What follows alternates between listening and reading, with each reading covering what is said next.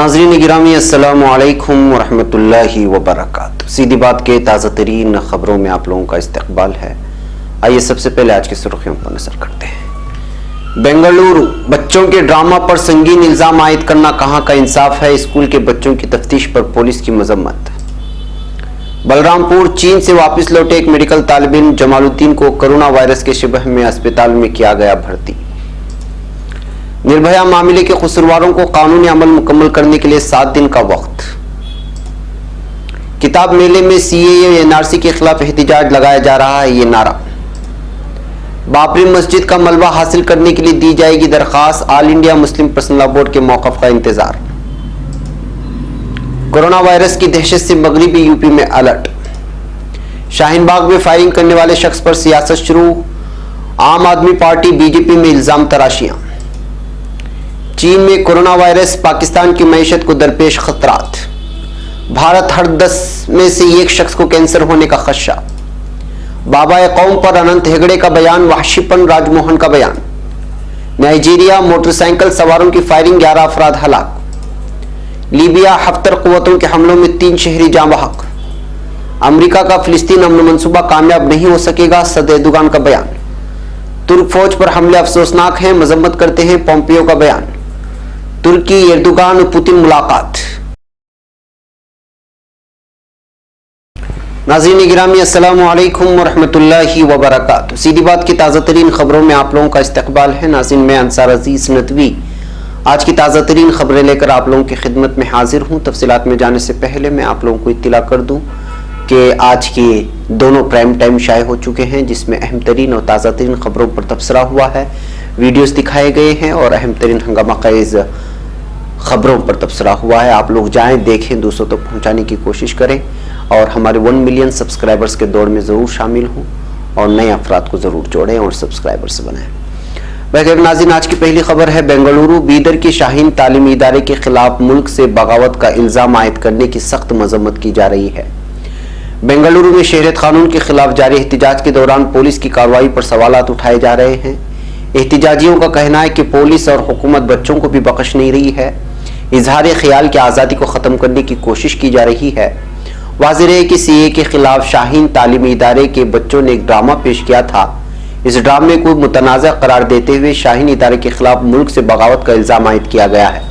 इस मामले में एक तालिबा की वालिदा और टीचर को गिरफ्तार कर लिया गया। एहतिजाजियों ने कहा कि शहरियत कानून एनआरसी की आड़ में मुल्क की फिजा को ख़राब करने की कोशिशें हो रही हैं। जमहूरी और सेकुलर उसूलों को पामाल किया जा रहा है। बता दें कि जिस तालिबा की वालिदा को गिरफ्तार किया गया है वो दर्जा 5 में पढ़ती हैं और उसकी उम्र 9 साल बताई जा रही है। अब खबर बलरामपुर से। उत्तर प्रदेश के जिला बलरामपुर के उतरोला तहसील इलाके में चीन से वापस आए तालिब इल्म पर कोरोना वायरस के आसार मिलने से महकमे सेहत अलर्ट हो गया है। चीफ मेडिकल अफसर डॉक्टर घनश्याम सिंह ने बुध को यूएनआई को बताया कि चीन में मेडिकल की पढ़ाई कर रहा उतरोला के गांधीनगर वार्ड में रहने वाला जमालुद्दीन 27 वापस अपने घर आया है। तबीयत बिगड़ने पर उसके अहले खाना ने इलाज के लिए उसे जिला अस्पताल के ओपीडी में दिखाया है। जमालुद्दीन को आ रही खांसी और दीगर दिक्कतों को देखते हुए इसमें मुमकिन कोरोना वायरस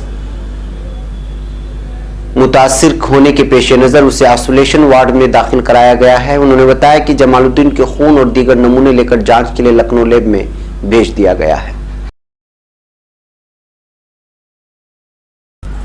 खबर नई दिल्ली से। दिल्ली हाईकोर्ट ने निर्भया मामले के 4 कसूरवारों के डेथ वारंट के अमल को मुलतवी करने के लिए निचली अदालत के फैसले को मुस्तरद करने से बुध को इनकार करते हुए 7 दिन के अंदर अंदर तमाम कानूनी मुतबादिल बरोएकार लाने का हुक्म दिया है।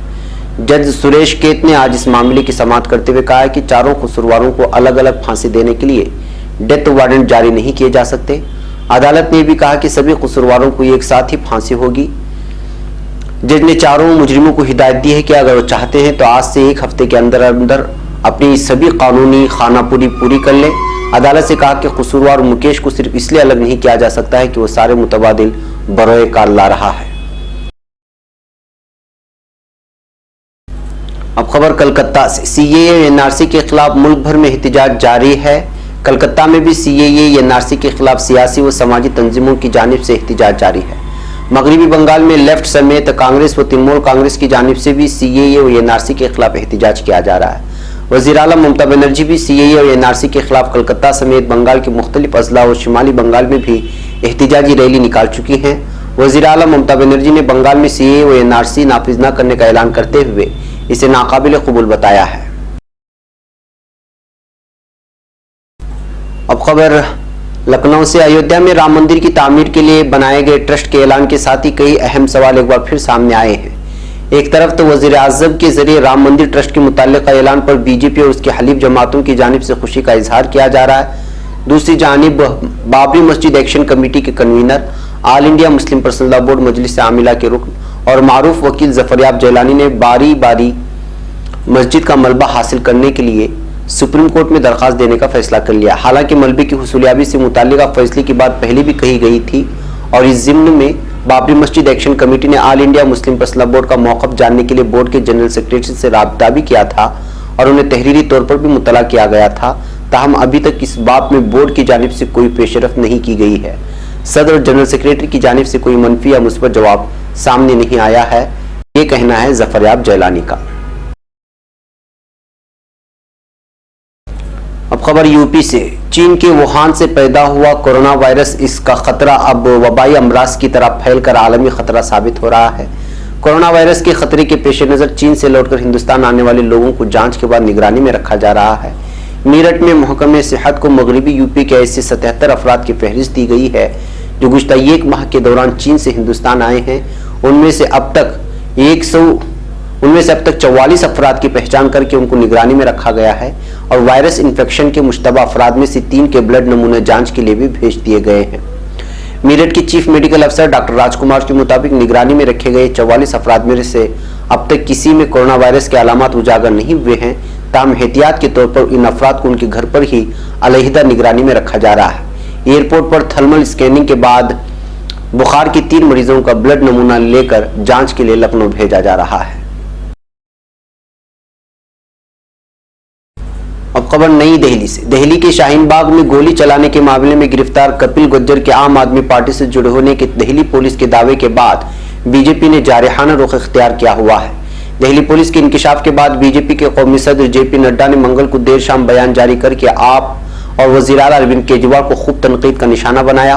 दूसरी तरफ मरकजी वजीर प्रकाश जावड़ेकर ने दिल्ली पार्टी हेडक्वार्टर में प्रेस कॉन्फ्रेंस करके कहा कि केजरीवाल और उनकी पार्टी पूरी तरह बेनकाब हो गई है।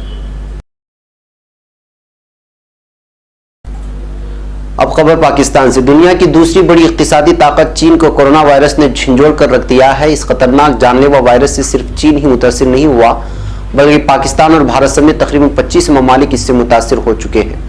मुतासिरा ममालिक इस वायरस से बचने के लिए इक़दाम भी कर रहे हैं। पाकिस्तान की मईशत जो पहली बहाली की सिमत में गामजन है, खतरनाक हद तक मुतासिर होने का खदशा जाहिर किया जा रहा है। चीन में कोरोना वायरस की इत्तलात के फौरन बाद ही जहां बैनुल-अक़वामी स्टॉक मार्केट्स पर उसके मनफी असरात देखे गए, वहीं पाकिस्तान स्टॉक एक्सचेंज भी महफूज न रह सका। पीर को स्टॉक मार्केट का 100 इंडेक्स 1384 पॉइंट्स तक गिर गया, जहां इस गिरावट में अफरात ज़र की बुलंद शरह का बड़ा अमल दखल रहा। वहीं चीनी मईशत और स्टॉक में बदतरीन मंदी को भी इसकी एक वजह करार दिया गया है। अब खबर नई दिल्ली से। वर्ल्ड कैंसर डे के मौके पर जारी होने वाली एक रिपोर्ट में आलमी इदारे सेहत यानी WHO ने कहा है कि भारत में कैंसर के मरीजों की तादाद में तेजी से इजाफा हो रहा है। गुज़श्ता चंद वर्षों में 11 लाख से ज्यादा नए केसेस सामने आए हैं। इस दौरान 7,84,000 से ज्यादा लोगों की मौत हो चुकी है। रिपोर्ट के मुताबिक मर्दों में कैंसर के 5,70,000 और खवातीन में 5,87,000 नए केसेस का पता चला है। अब खबर नई दिल्ली से। मारूफ तारीखदां और साबिक रुकने पार्लिमान राजमोहन गांधी ने बीजेपी के लीडर अनंत कुमार हेगड़े के बाबाए कौम महात्मा गांधी के बारे में दिए गए मुतनाज़ा बयान की सख्त मजम्मत करते हुए उसे वहशीपन करार दिया है। गांधी जी के पोते राजमोहन गांधी ने मंगल को पार्लियामेंट हाउस में हेगड़े के बयान की तरफ तवज्जो दिलाए जाने पर तबसरा किया। ख्याल रहे कि हेगड़े ने महात्मा गांधी की आज़ादी की लड़ाई को जिम्मेदार ड्रामा करार दिया था, जिस पर लोकसभा में हुक्मरान फरीक और अपोजिशन के माबैन तलख नोकझोंक हुई और कांग्रेस, तृणमूल और नेशनलिस्ट कांग्रेस पार्टी ने ऐवान से वॉकआउट किया था।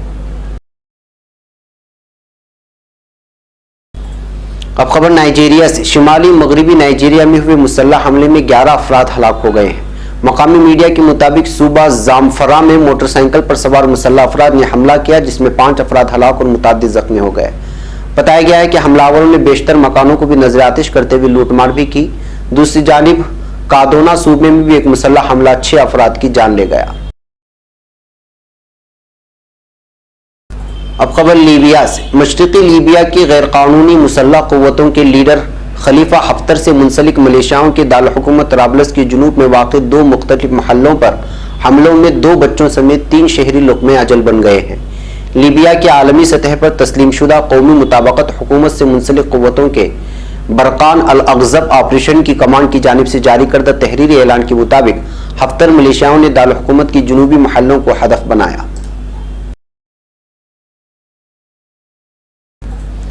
अब खबर अमेरिका से। सदर रजब तैयब एर्दोगान ने मुत्तहिदा अमेरिका के नामनिहाद अमन मंसूबे पर नक्शा दिखाते हुए कड़ी नुक्ताचीनी की है।